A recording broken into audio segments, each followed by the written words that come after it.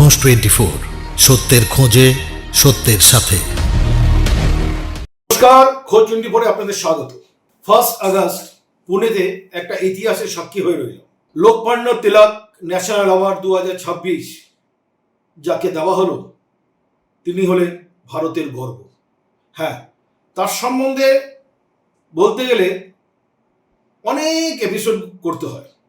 যাই হোক, তিনি আর কেউ নন, আমাদের national security adviser Shri Ajit Doval. Devendra ji Fadnavis, माननीय उपमुख्यमंत्री एकनाथजी शिंदे आणि माननीय उपमुख्यमंत्री सुनेत्राताई पवार यांचं मी स्वागत आपण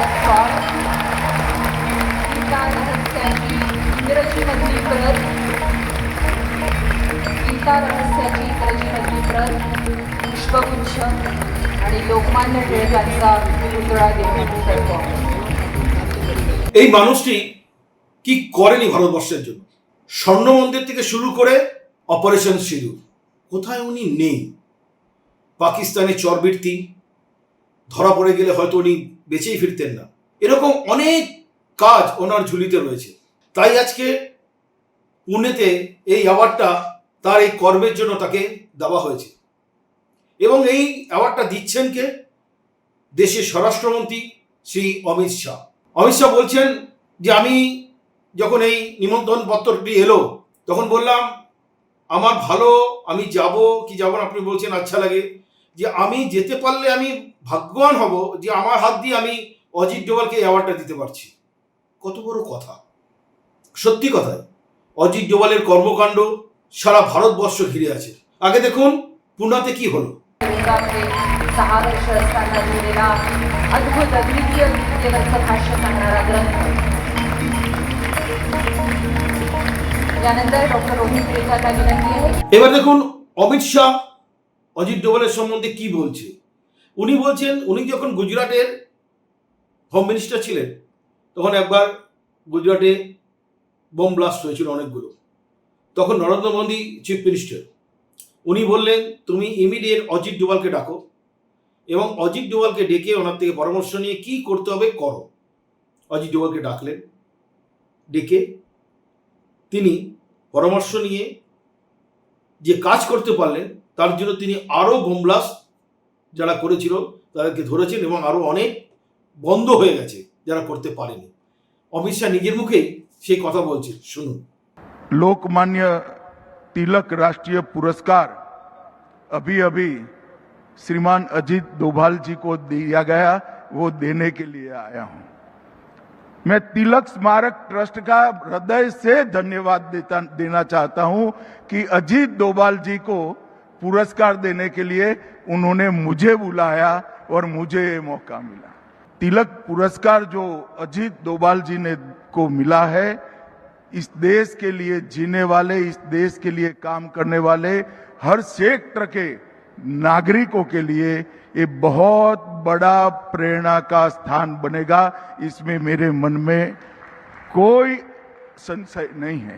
2014 में प्रधानमंत्री बने, उन्होंने सबसे पहला अपॉइंटमेंट प्रधानमंत्री के नाते किया था, तो प्रिंसिपल सेक्रेटरी का नहीं किया था, अजीत डोभाल जी के एनएसए के रूप में चयन करने का काम किया।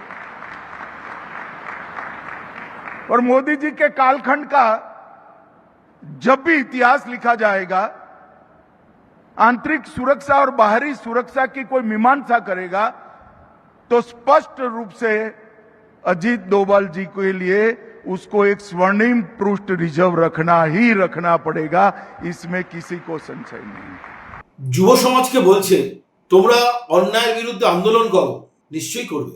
দেশের প্রশাসন যদি কোনো ভুল করে থাকে সঠিকভাবে আন্দোলন করো, কিন্তু ডেভেলপমেন্ট ভারত, বিকশিত ভারত গড়ার জন্য তোমরা কিন্তু কাজে লাগো। इसका सदा लहू में संचार मांगता हूँ, तूफान मांगता हूँ, विस्फोट मांगता हूँ, चढ़ती जवानियों का श्रृंगार मांगता हूँ। विशेषकर जो हमारा युवा वर्ग है वो सोचता है शायद भारत हमेशा ऐसा ही था, जिसे हम स्वतंत्रता कहते हैं। शायद उनको लगता है कि स्वतंत्रता केवल वह करने की जो आपकी इच्छा है, स्वतंत्रता ये नहीं थी। आजकल के लोग अपने राइट्स की बात करते हैं, उनको ये नहीं पता कि इन राइट्स को अगर हम मिसयूज करेंगे तो शायद जिन लोगों ने इन राइट्स के लिए अपना इतना सर्वस्व त्याग किया, उनकी आत्मा को कितना कष्ट पहुंचेगा।